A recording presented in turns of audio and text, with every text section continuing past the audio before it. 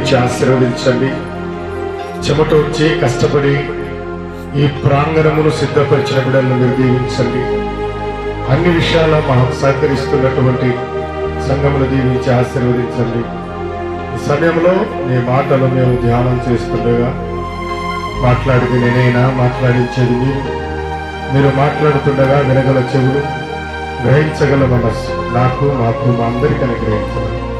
యేసు పరిశుద్ధ నామములు అడుగుతూ నాము తండ్రి.